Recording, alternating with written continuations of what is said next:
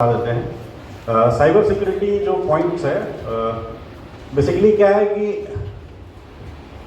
पहले का जो लाइफ था वो सिंपल था। अब हम लोग धीरे धीरे धीरे क्या हुए कि इंटरनेट से जुड़ गए। तो इंटरनेट से जुड़े तो उसमें सबसे पहला जो टर्म आया वो आदमी के पास जो आया वो आया एटीएम।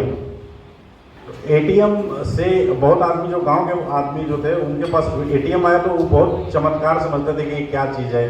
पहले हम लोग बैंक में जाते, इतना लंबा नंबर लगता है पैसा निकालने के लिए, पैसा विड्रॉ करने के लिए। अब तो हम बस एक मशीन में कार्ड घुसाते हैं, पैसा आ जाता है। तो क्रिमिनल्स जो होते हैं वो भी इस चीज़ को समझते हैं।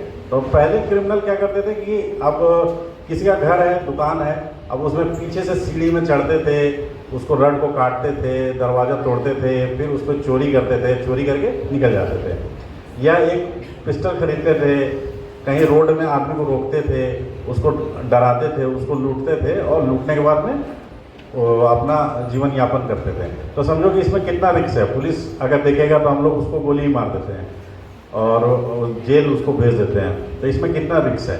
तो साइबर क्रिमिनल को लगा कि ये एक अल्टरनेट रास्ता है बहुत आसानी से पैसा कमाने का। तो आप एटीएम देखिएगा तो एटीएम में एटीएम का नंबर होता है और एक पीछे सीवीवी कोड होता है। अब वो नंबर आप डालिएगा तो आपको एक ओटीपी आएगा। तो सबसे पहले जो साइबर क्राइम इसी बात पे होने लगा कि आपका जो एटीएम है वो एक्सपायर होने लगा, हो गया है। हम एसबीआई बैंक से बोल रहे हैं और आपका एटीएम जो है वो एक्सपायर हो रहा है और एक्सपायर हो रहा है, आप रिन्यू कराइए तो आपका अकाउंट बंद हो जाएगा। तो पब्लिक को लगता था कि अच्छा बैंक से बोल रहा है तो क्या करना होगा, तो आपको ये कार्ड नंबर बताना होगा, इसके पीछे सीवीवी नंबर है वो बताना होगा। अब आपको बैंक की तरफ से एक ओटीपी आएगा और ओटीपी आएगा और ये हमको बता दीजिए, आपका बैंक आपका एटीएम जो है वो रिन्यू हो जाएगा, 10 दिन में आपको एटीएम आ जाएगा। तो जैसे ही आप ओटीपी बताते थे तो वो आपके अकाउंट से पैसा ट्रांसफ़र कर लेता था। तो आप लोग तो समझ ही सकते हैं। मान लिया कि हम साइबर फ्रॉड है, साइबर क्रिमिनल है, आपको हम कॉल किए, कॉल करने के बाद में आपका एटीएम से हम अमेजोन प्राइम खोले, अमेजोन या जो है मान लिया फ़ोन पे खोले और उसमें आपका एटीएम नंबर डाल दिए।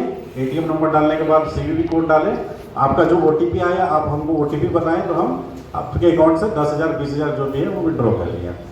फिर साइबर क्रिमिनल आदमी जो है, जो सरकार है इसमें अवेयर किया कि नहीं, इस तरह का कोई ओटीपी नहीं मांगा जाता है।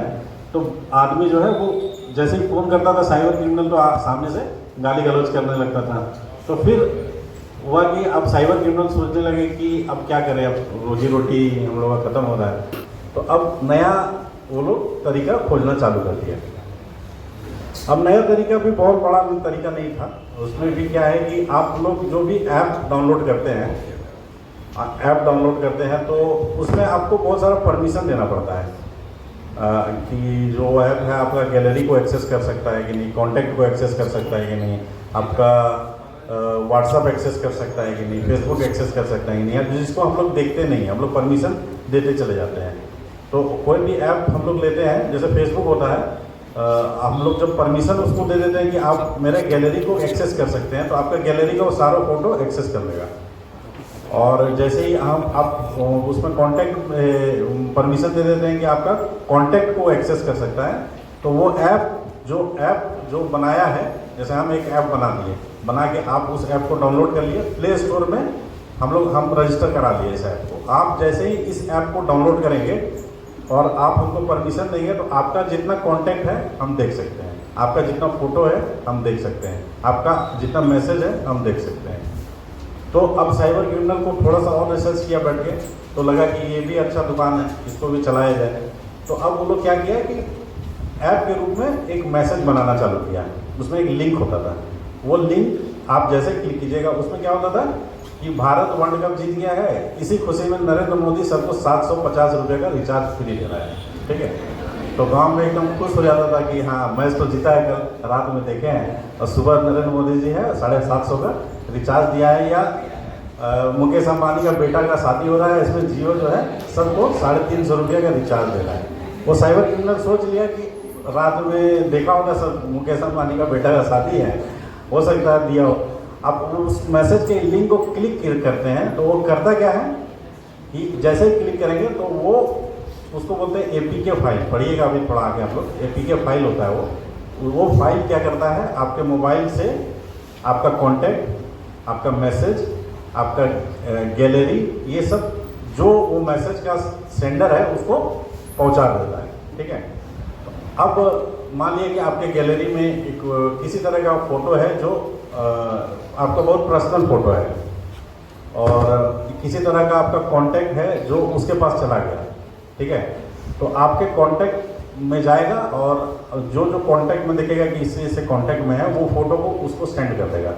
ठीक है, कि देखो मेरे पास, या आप ही से डायरेक्ट बोलेगा कि आपका फोटो मेरे पास है, आप इतना पैसा दीजिए, नहीं तो हम ये फोटो आपका सारा कांटेक्ट को भेज देंगे।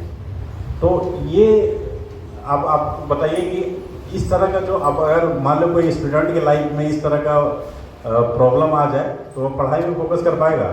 नहीं कर पाएगा। उसका ध्यान कभी पढ़ाई में लगेगा? नहीं लगेगा। ठीक है। फिर थोड़ा सा अपग्रेडेशन जैसे होता है कि जैसे साइबर क्रिमिनल्स होता है, वो भी हम लोग जैसे सोचते हैं, उसका काम ही यही हो गया है कि वो सोचता है कि इसमें कैसे ट्रैप किया जाए। तो जैसे फेसबुक के जरिए जैसे आपसे चैट करेगा, मान लिया कि एक उसको एक्टिव करने की जरूरत। आपको सब चीज़ पता है, कैसे कैसे साइबर क्राइम होता है, कैसे कैसे बचना है। हमसे आप ज़्यादा जानते हो, मुझे मालूम है, लेकिन उस बहकावे में नहीं आना चाहिए। दुनिया में दो मार्ग होता है, ठीक है। एक होता है प्रेम मार्ग, एक होता है श्रेय मार्ग। प्रेम मार्ग उसको कहते हैं कि काम करने में, रास्ते पे चलने में बड़ा आसानी होती है, बड़ा मजा आता है, लेकिन उसका परिणाम बहुत भयावह होता है। श्रेय मार्ग उसको कहा जाता है कि चलने में बहुत परेशानी होती है, परिणाम बहुत सुखद होता है। ऐसे भी स्वामी विवेकानंद तो बोले ही हैं। आप लोग को, हमको लगता है डीएवी में तो जरूर बताया गया होगा कि जिस रास्ते में कठिनाई नहीं हो, समझ लो वो रास्ता सही नहीं है। तो साइबर के साथ भी यही चीज जुड़ा हुआ है। आपको लोभ देगा, लालच देगा कि भाई आपको इतना लॉटरी मिल गया है। हमको भी, हम हजारीबाग में थे तो हमको एक व्हाट्सएप पर रिकॉर्ड करके, आवाज़ को रिकॉर्ड करके, वॉइस रिकॉर्ड करके भेजा था। उसके बाद बोला कि आप जो है इस नंबर से संपर्क करिए, आपका जो मोबाइल है बहुत लकी है और आपको 25 लाख रुपया मिल गया है। ठीक है।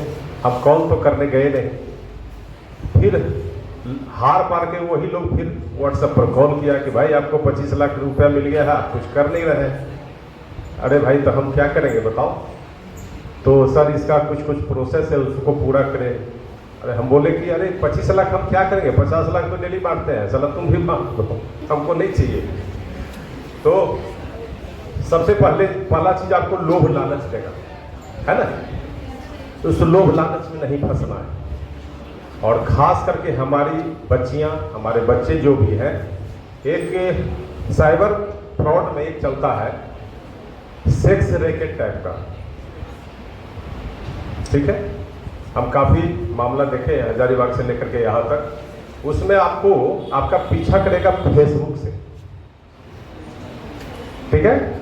फेसबुक में आप अगर लड़का है तो वो लड़की का फोटो लगा करके आपको जो है सो फ्रेंड रिक्वेस्ट भेजेगा। रिक्वेस्ट भेजने के बाद काफ़ी मैसेंजर पर बातचीत वगैरह करेगा। उसके बाद नाइट के समय में आपको वो मैसेज करेगा कि मैं आपसे कुछ बात करना चाहता हूँ प्राइवेट, हमसे बात करोगे? तो आपने अगर हाँ कह दिया तो फिर आपका व्हाट्सएप नंबर मांगेगा। फिर व्हाट्सएप नंबर में वो वीडियो कॉल करेगा। वीडियो कॉल में बहुत अनाप शनाप चीज़ें आपको दिखाएगा। आप उसमें थोड़ा सा उसके जाल में फंस जाएगा। वो वीडियो रिकॉर्डिंग कर रहा है। ये हंसने की बात नहीं है, समझने की बात है, बहुत गहरी बात है। फिर आपको वो ब्लैकमेल करना चालू कर देगा। ये उम्र जो है, आपका जो उम्र है उसी चीज में फंसने की, हम जहां तक समझते हैं। तो वो सब चीजों में नहीं फंसना है। अभी आपका मिशन एक ही होना चाहिए कि हम अपने आप को कुछ बनाएं, कुछ करें, अपने परिवार के लिए करें, अपने जिस मिट्टी में जन्म लिए हैं उस समाज के लिए करें, अपने गांव के लिए करें, अपने लोगों के लिए करें। तो जब तक आप पढ़ाई में ध्यान नहीं दीजिएगा, और मेरे समझ से आप लोग के लिए अभी के डेट में फेसबुक तो आपका बाधा ही बनेगा, तो सोशल मीडिया पर बहुत ज़्यादा ध्यान नहीं देना है। और हमारे समझ से यूट्यूब या इंटरनेट, उसमें दो चीज़ें होती हैं, एक आपको ज्ञान की बात बताएगा, दूसरा आपको अज्ञानता के महाजाल में ले जाएगा। तो ये तय आपको करना है कि हमको क्या करना है, ये समझने की जरूरत है। कभी भी उस भंवर जाल में नहीं फंसना है। वो आपको, आपकी जिंदगी को, आपको, हम तो देखे हैं कि साइबर वाला इस तरह से लोगों को टॉर्चर करता है, आत्महत्या करने पर मजबूर कर देता है। अगर उसको पुलिस का सहारा नहीं मिले तो इतना फ्रस्ट्रेट कर देता है कि आत्महत्या कर लेगा। आपको ऐसा भंवर जाल में फंसाएगा, 10,000 पहले मांगेगा, 10,000 दीजिएगा, बोलेगा फिर 10,000 दो, फिर 20,000 दो। हम एक बहुत बड़े ऑफिसर को इस जाल में फंसते देखे थे, उनसे 6 लाख रुपया, यही विष्णुगढ़ का साइबर फ्रॉड था, 6 लाख रुपया ठग लिया था। हम उस समय हजारीबाग में टाउन में ही थे, तो उसको फिर घेर घार करके हम लोग विष्णुगढ़ से पकड़े। तो इतना कमीना था वो साइबर वाला, 2 तल्ला छत से कूद गया, लेकिन फिर भी पुलिस की अपनी कार्रवाई होती है। पैर उसका टूट गया, हम लोग इलाज कराए, फिर जेल भेजे। ठीक, ये भंवर जाल में नहीं फंसना है। और ऐसे भी सोचने की जरूरत है, दिन भर जो व्यक्ति मेहनत करता है, कुदाल चलाता है, काफी परिश्रम करता है, उसको मजदूरी 500 रुपया मिलता है ना। उस अधिकार को समझने की जरूरत है।